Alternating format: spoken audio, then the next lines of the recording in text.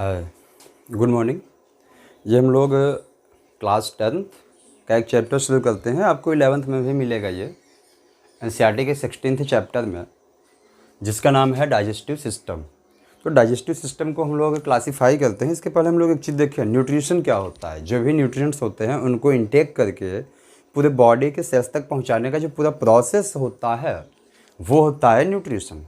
अब न्यूट्रिशन जो है सेल्स तक कई स्टेप में जाता है, जिसमें आपका होता है इंजेशन, डाइजेशन, एब्जॉर्प्शन, एसिमिलेशन और इजेशन, यानी कि इसको आप कहते हो भोजन का अंतर्ग्रहण। फिर उसके बाद पाचन, पाचन के बाद होता है अवशोषण, अवशोषण के बाद होती है स्वांगीकरण की क्रिया, स्वांगीकरण होने के बाद होता है बहिक्षेपण। अब जो इंजेशन होता है यानी कि अंतर्ग्रहण होता है, इसमें हम लोग कोई भी भोजन या पोषक पदार्थ लेके मुख गुहा तक, ओरल कैविटी तक पहुंचाते हैं। ये क्रिया कही जाती है इंजेशन, यानी कि भोजन का अंतर्ग्रहण। डाइजेशन क्या होता है? Breaking of complex food material into simple and absorbable form. जटिल कार्बनिक पदार्थों को सरल एवं घुलनशील पदार्थों में जो टूटने की क्रिया है, ये क्या होती है? पाचन। अच्छा, पाचन की शुरुआत कहाँ से होती है? डाइजेशन की शुरुआत कहाँ से होती है? ओरल कैविटी से। ओरल कैविटी से इसकी शुरुआत होती है। और कहाँ पे ये कंप्लीट होता है? स्मॉल इंटेस्टाइन में, छोटी आंत में कंप्लीट होता है। और कहा जाता है कि जो डाइजेशन है एक तरीके से फिजियोकेमिकल प्रोसेस है। फिजियोकेमिकल प्रोसेस, फिजियोकेमिकल प्रोसेस का मतलब ये है कि फिजिकल भी है, इसके साथ साथ केमिकल भी है। अब फिजियोकेमिकल में क्या क्या आएगा? जैसे मान लीजिए कि हम लोग फूड को काट रहे हैं या उसको जो मैस्टिकेट कर रहे हैं, चबा रहे हैं, स्वेलो कर रहे हैं, निगल रहे हैं, ये जो प्रोसेस हो रहे हैं ये हो रहे हैं फिजिकल प्रोसेस। इसके अलावा जो इसका डाइजेशन हो रहा है with the help of enzymes, जो कई प्रकार के एंजाइमों की सहायता से जो इनका पाचन हो रहा है वो हो रहा है केमिकली प्रोसेस। तो इसलिए कहा जाता है जो कंप्लीट डाइजेशन होता है वो एक फिजियो केमिकल प्रोसेस होता है। और शुरुआत हो रही है ओरल कैविटी से, वो कंप्लीट हो रहा है स्मॉल इंटेस्टाइन में। फिर उसके बाद स्मॉल इंटेस्टाइन में ऐसे फिंगर लाइक कुछ प्रोजेक्शंस होते हैं। ये प्रोजेक्शंस करते क्या है? जो डाइजेस्टेड फूड मटेरियल है उस डाइजेस्टेड फूड मटेरियल से, यानी पचित भोजन में से आवश्यक पदार्थों जो न्यूट्रिएंट्स हैं उनको इनटेक कर लेते हैं, उनके एब्जॉर्ब कर लेते हैं। एब्जॉर्ब करने के बाद भेज देते हैं ब्लड में। यह प्रोसेस कहा जाता है इनका एब्जॉर्प्शन।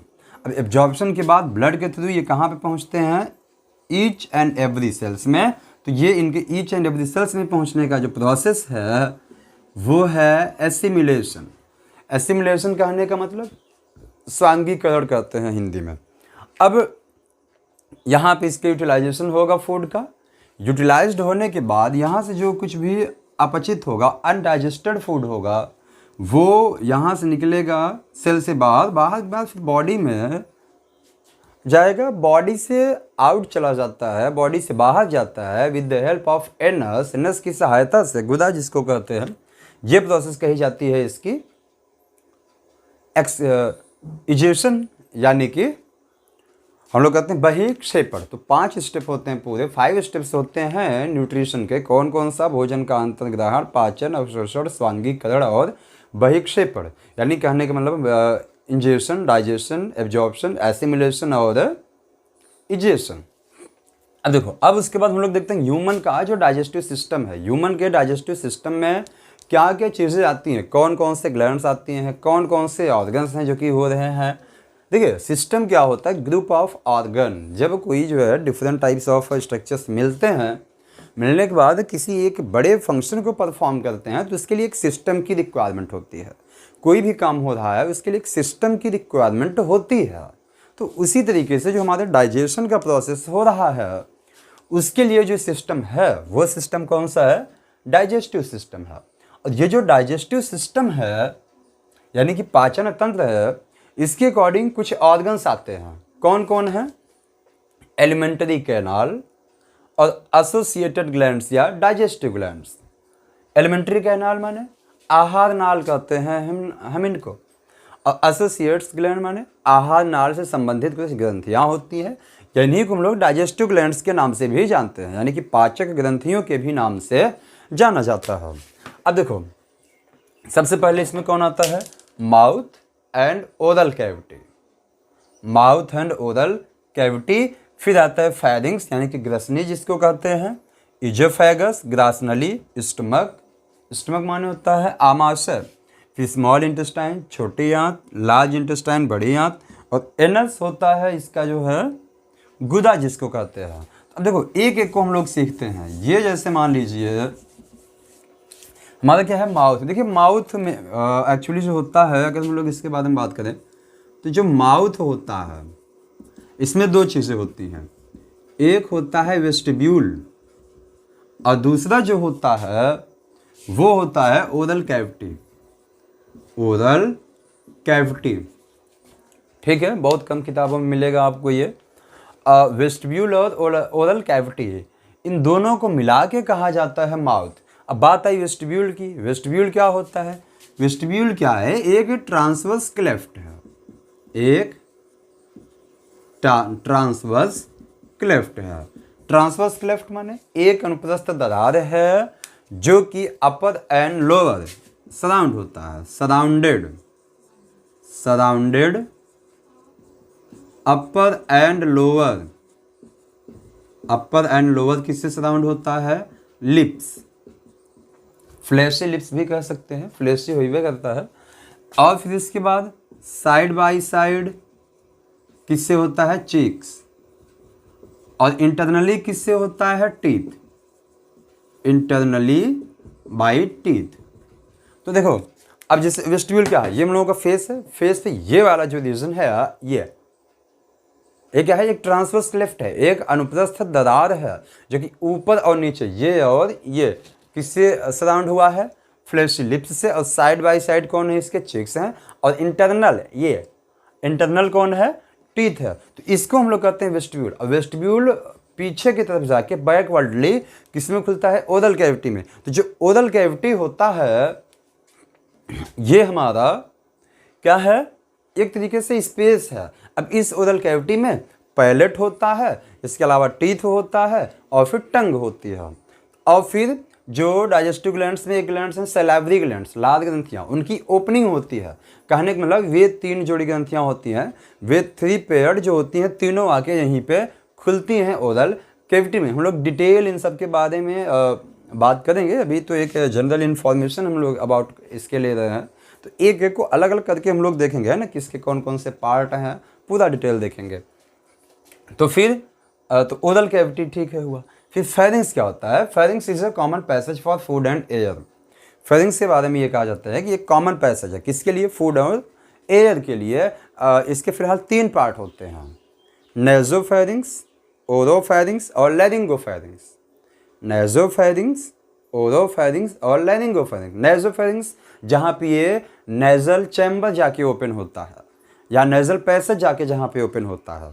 ओरोफेरिंग्स जो कि इजोफेगस में जाती है, और लैरिंगोफेरिंग्स जो कि लैरिंग्स में जाती है। तो ये इस तरीके से इसके 3 पार्ट होते हैं। आगे डिटेल हम लोग पूरा सीखेंगे। इजोफेगस में क्या होता है? ग्रासनली होता है, एक ट्यूबुलर स्ट्रक्चर होती है, फ्लैशी होती है। पेरिस्टाल्सिस मूवमेंट होता है इसमें, क्रमाकुंचन गति, और ये लगभग 10 से 25 सेंटीमीटर लॉन्ग स्ट्रक्चर्स होते हैं, लंबी रचना होती है। यहाँ थोरैक्स रीजन से निकलती है, पहुँचती है कहाँ पे? एब्डोमिनल रीजन तक में। फिर स्टमक आता है। स्टमक के 3 पार्ट होते हैं। कौन कौन से होते हैं? एक होता है स्टमक के 3 पार्ट हुए, कार्डियक, फंडिक और पाइलोरिक। कार्डियक, फंडिक और पाइलोरिक, किसी किसी बुक में देखेंगे 4 लिखा होगा, कार्डियक, फंडिक और पाइलोरिक। तो देखो अगर हम लोग इसको बनाएं छोटा सा, इस तरीके से स्टमक को अगर हम लोग बना रहे हैं ये, तो ये वाला जो इसका रीजन होता है ये होता है कार्डियक, ये वाला होता है फंडिक, ये वाला होता है पाइलोरिक। इसको कार्डियक क्यों कहे? क्योंकि ये हार्ट साइड लोकेट होता है, इसी के जस्ट ऊपर साइड में हल्का सा थोरैक्स रीजन में हार्ट होता है, इसीलिए इसको हम लोग कार्डियक पार्ट कहते हैं। डिटेल पूरा अभी हम लोग बात करेंगे, उस पर सीखेंगे। फिर स्मॉल इंटेस्टाइन, छोटी आंत होती है, और ये इसके भी 3 पार्ट होते हैं, ड्यूडेनम, जेजुनम और इलियम। ड्यूडेनम सी शेप्ड होता है, जेजुनम जो है इलियम से इसके क्या होता है? जो आप सुने हुए फिंगर लाइक प्रोजेक्शन होता है वो ड्यूडेनम में नहीं होता, जेजुनम और इलियम पार्ट में होता है, लेकिन हाईली होता है इलियम में। जो फूड का एब्जॉर्प्शन हो रहा है, हाईली एब्जॉर्प्शन हो जाता है इलियम में। फिर आई large intestine, ascending colon, transverse colon, descending colon और सिग्मोइड कोलन। और फिर इसके बाद एक सीकम भी होता है। सीकम जैसे आप देखेंगे ये वाला पार्ट हम लोग देख रहे हैं, इस तरीके से जो एक आप पढ़े होंगे स्ट्रक्चर होता है ये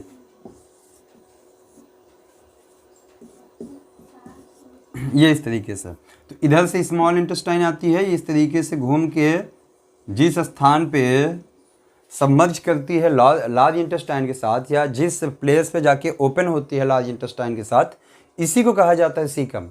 इस प्लेस पे, इस स्थान पे कुछ सिम्बायोटिक बैक्टीरिया होते हैं, कुछ सहजीवी बैक्टीरिया, जैसे इकोलाई, एस्टेरिया कोलाई एक बैक्टीरिया होता है जो कि हमारे लिए बहुत फ़ायदेमंद होता है।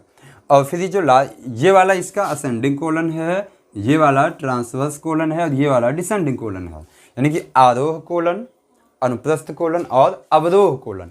फिर सिग्मा का कोलन होता है जिसको कहा जाता है रेक्टम। जो अनडाइजेस्टेड फूड होते हैं इसी रेक्टम में इकट्ठा होते हैं, और इन्हें फिर यहाँ से फीकस मैटर के फॉर्म में एनस के थ्रू बाहर निकाल दिए जाते हैं। फिर एनस की हम लोग देखे ही। अब एसोसिएटेड ग्लैंड्स के बारे में हम लोग देखें। एसोसिएटेड, देखो ये जो एसोसिएटेड ग्लैंड्स होती हैं ये डायरेक्ट डाइजेशन में हेल्प नहीं करती। जो एसोसिएटेड ग्लैंड्स हैं या डाइजेस्टिव ग्लैंड्स हैं ये सीधे सीधे डाइजेशन में हेल्प नहीं करती हैं। तो कौन कौन सी हैं यहाँ पे? 3 पेयर होती हैं। ये वास्तव में जो डाइजेस्टिव ग्लैंड्स हैं 3 पेयर नहीं 3 होती हैं। कौन कौन? एक होता है आपका सैलाइवरी ग्लैंड, फिर होता है लिवर के बाद फिर कौन आता है? पैंक्रियाज। 3 है, सैलाइवरी ग्लैंड, लिवर और पैंक्रियाज। सैलाइवरी ग्लैंड में लाल ग्रंथियाँ होते हैं, इनको ये 3 पेयर होते हैं। और कौन कौन से इसमें? सब मैक्सिलरी, सब यहाँ लिख दे रहे हैं, सब